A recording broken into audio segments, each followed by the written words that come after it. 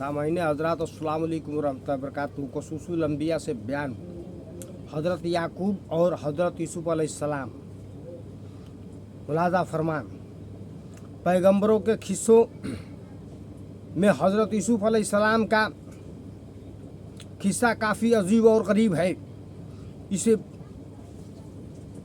पढ़ने से नेक कामों में मोहब्बत पैदा होती है, गुनाहों से नफरत होती है, तबीयत को सुकून और इत्मीनान हासिल होता है। इसीलिए तो अल्लाह तबारक तआला ने इसे तमाम हिस्सों में से बेहतरीन हिस्सा कहा है। हज़रत यूसुफ अलैहिस्सलाम के बाप का नाम हज़रत याकूब अलैहिस्सलाम था, जो हज़रत इसहाक अलैहिस्सलाम के बेटे थे और जिनके दादा हज़रत इब्राहिम अलैहिस्सलाम थे। गोया हज़रत यूसुफ अलैहिस्सलाम चौथी नस्ल में पैगंबर थे। इतने बड़े रुतबे वाला होने के साथ साथ वह जाहिर में भी बहुत खूबसूरत थे। रिवायत में आता है कि अल्लाह ताला ने अपने हुस्न के 10 हिस्से किए थे, जिसमें से 9 हिस्से हज़रत यूसुफ अलैहिस्सलाम को अकेले मिले थे। एक रात हज़रत यूसुफ अलैहिस्सलाम अपने बाप के गोद में सो रहे थे। जागे तो चेहरा सूरज की तरह तमतमाया हुआ था और मन में पारे की तरह हलचल मची हुई थी। हज़रत याकूब अलैहिस्सलाम ने पूछा, बेटा क्यों, तेरा क्या हाल है? फरमाया कि मैंने एक अजीब और गरीब ख्वाब देखा है कि मैं एक पहाड़ पर हूँ और उस पर सब्जे फूल और खूब हरियाली है, चश्मे का पानी बह रहा है। इस तरह वह पहाड़ क्या है? कोई गुलिस्ता है।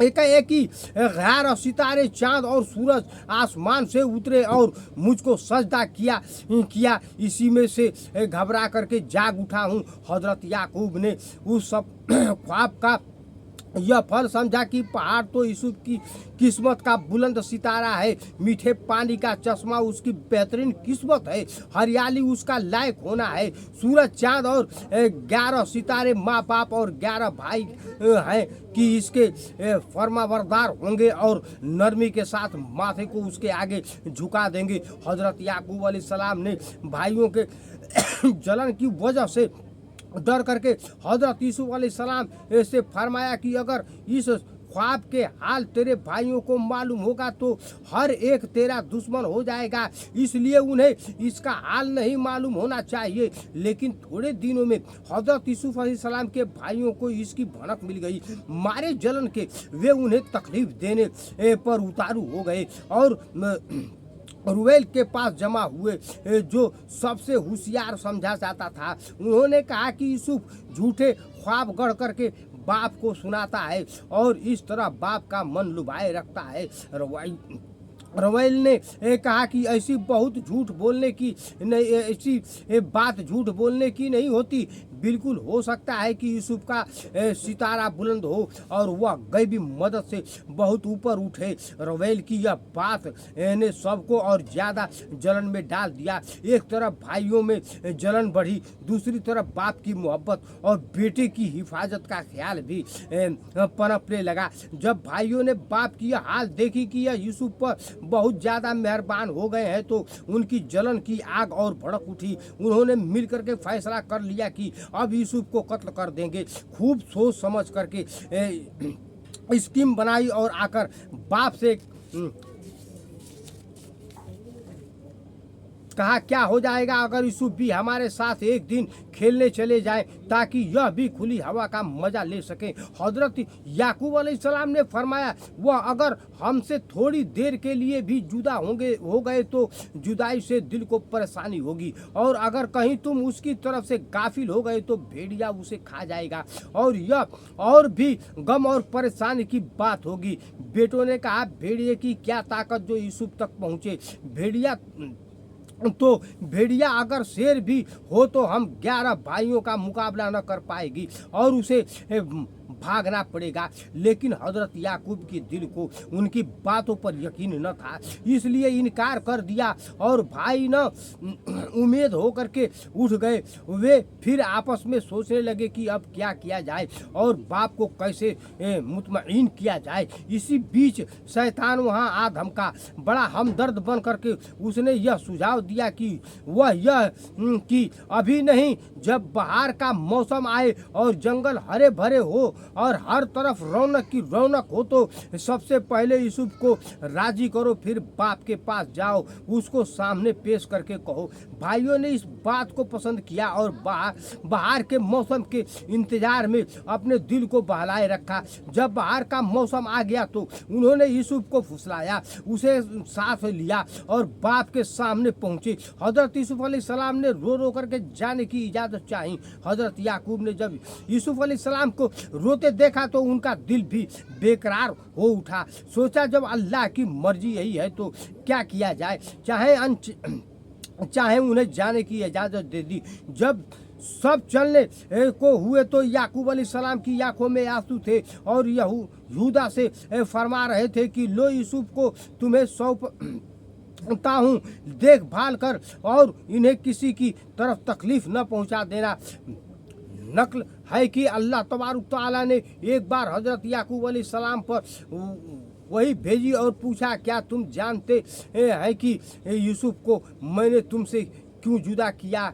कहा नहीं। फरमाया इसलिए कि तुमने भेड़िए से खौफ किया था और यहूदा की हिफाजत पर भरोसा किया था और मेरी हिफाजत पर न छोड़ा था। बहरहाल जाते वक्त हजरत याकूब ने यूसुफ अलैहिस्सलाम को छाती से लगा लिया और वसीयत में यह फरमाया, बेटे अगर जुदाई का जमाना लंबा हो जाए तो अपने बाप को मत भूलियो, क्योंकि वह जब तक तेरे मुंह न देखेगा हरगिज न हंसेगा।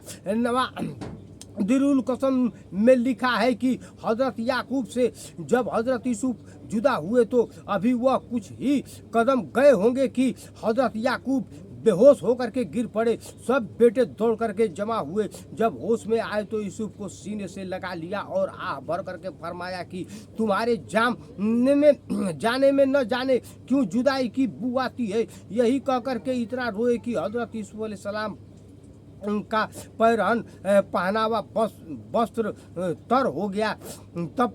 जब तक हजरत याकूब की नज़र हजरत यूसुफ अलैहिस्सलाम पर पड़ती रही। भाई उन्हें बड़ी इज्जत और प्यार से लिए चले जा रहे थे। जब वह बाप की नज़रों से बोझल हो गए तो उन्होंने प्यार और मोहब्बत का बिस्तर लपेट दिया और जुल्म की चादर बिछानी शुरू कर दी। मारते पीटते घसीटते दौड़ाते उन्हें ले जाने लगे, यहाँ तक कि गर्मी से उनका गुलाब चेहरा पसीने पसीना हो गया और प्यास की तेजी महसूस होने लगी।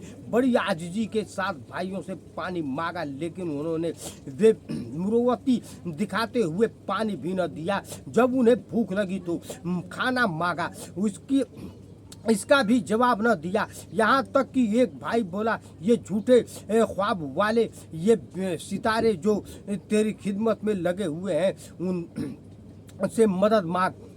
बयान को ज़्यादा से ज़्यादा फैलाने की कोशिश किया करें, शेयर करें, लाइव करें, सब्सक्राइब करें, फुल वॉच देखा करें। हदीस तो हदीस है, हदीस को न फैलाने वाले बड़ी गुमराही का अदर भुगतेंगे इंशाअल्लाह तबारक ताला। कहते हैं कि हजरत याकूब ने थोड़ा सा पानी आफ्ताब न समऊन को दिया था कि जब यूसुफ प्यासा हो तो उसको पिला दो।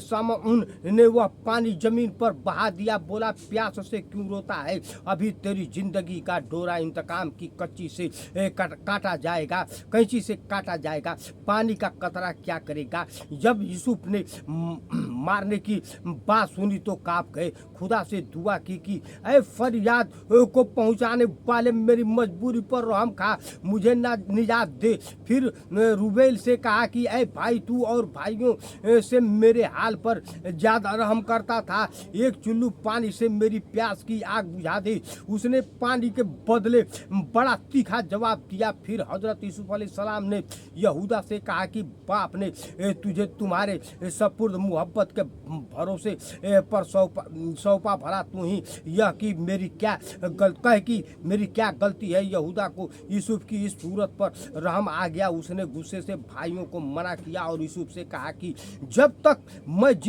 जीता हूँ कोई तेरी जान को न आएगा। जब भाइयों ने यहूदा का गुस्सा देखा तो बोले कि तुम यूसुफ के मुकदमे में क्या राय रखते हो? यहूदा ने कहा कि मैं यूसुफ के कत्ल से राजी नहीं हूँ, इसलिए कि बेगुनाह का कत्ल करना बहुत बड़ा गुनाह है। बेहतर तो यह है कि वापस चलो और बाप की अमानत बाप को सौंप दो। भाइयों ने कहा कि अगर बाप के पास इसे वापस ले जाएंगे तो अब तक तक जो जुल्म हमने किया है वह सब बाप को मालूम हो जाएगा, फिर यह तो बहुत बुरा होगा। यहूदा सोच में पड़ गया, बोला अच्छा बेहतर यह है कि इसे कुएं में डाल दो, या मर जाएगा या कोई निकाल करके दूसरे देश में ले जाएगा, मार डालना मुनासिब नहीं है।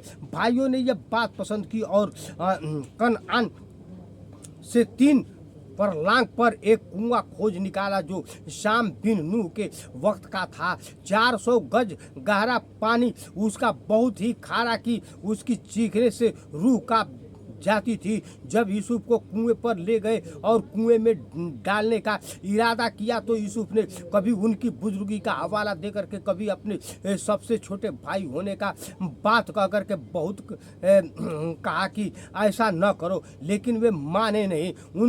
उन्हें हजरत यूसुफ के भोलेपन पर रहम ही आया। उन्होंने हाथ पांव बांध करके हजरत यूसुफ अलैहिस्सलाम को उस कुएं कुएं में लटका दिया और आधे रास्ते से रस्सी काट दी। अब खुदा की कुदरत देखिए, यूसुफ अलैहिस्सलाम अभी कुएं की तलेटी में पहुंचे भी न थे कि अल्लाह के हुक्म से हजरत जिब्राइल अलैहिस्सलाम वहाँ पहुंच गए और उन्हें संभाल लिया कि पानी में डूबने देने के बजाय उन्हें एक सफ़ेद पत्थर पर जो पानी के कुछ ऊपर लटका रहा था उसी पर रख दिया। कुएं के कीड़े मकोड़े को हुक्म हुआ और वे एक दूसरे को पुकार कर कहने लगे कि हरगिज अपनी जगहों से बाहर न निकलो कि एक मासूम बेगुनाह हमारे यहाँ आया है। जब एक यूसुफ अलैहिस्सलाम कुएं में है तो तब तक कोई जानवर अपनी जगह से न हिले। कहते हैं कि जब भाई कुएं के सर पर एक पत्थर रख करके गए, यूसुफ इस हाल को देख करके जिंदगी को मायूस हो गए और ठंडी आह खींची। हजरत जिब्राइल अलैहिस्सलाम एक लम्हे में आसमान से कुएं की तरफ में पहुँचे। वह कुर्ता जो हजरत इब्राहिम को नामरूद की आग में खुदा के हुक्म से पहुंचा था और हजरत याकूब ने ताबीज बनाकर यूसुफ के बाजू में बांधा था, निकाल करके पहरा दिया और खुशी के खबर में उन्हें यह सुनाई कि जल्द ही तेरे गम की रात खुशी के दिन में बदल जाएगी और तू हुकूमत करेगा और तेरे जालिम भाई तेरे सामने खड़े होंगे और तू उनके जुल्म उनके सामने बयान करेगा और अपनी गलतियां मानेंगे। नकल किया जाता है कि जब भाइयों ने हजरत यूसुफ अलैहिस्सलाम को कुएं में डाला तो एक बकरी के बच्चे को ज़िबह करके कुर्ते को उनके खून में सान दिया और शाम के वक्त घर को रवाना हुए। जब सूरज डूबा तो अनजाने की हजरत याकूब के बेचैनी बढ़ गई और सुगरा नाम की लौंडी के साथ लेकर के बेटों के स्वागत के लिए पहुंचे। शायद मेरी आंखों की पुतलिया यूसुफ को जमाल देख करके रोशन हो जाए। जब इंतजार हद से गुजरा और अंधेरा हो गया तो हजरत याकूब ने सुगरा से कहा, मेरे बेटों को पुकार कि बाप तुम्हारा खड़ा इंतजार करता है, जल्दी आओ। सुगरा ने हुक्म के मुताबिक पुकारा। सब भाई दौड़े सुबह के मुर्गे की तरह शोर करने लगे, अपना दुखड़ा रोने लगे और रो रो करके या यूसुफ का मुसीबत की आवाज निकालने लगे। याकूब यह चीखना चिल्लाना सुन करके बेहोश होकर के गिर पड़े।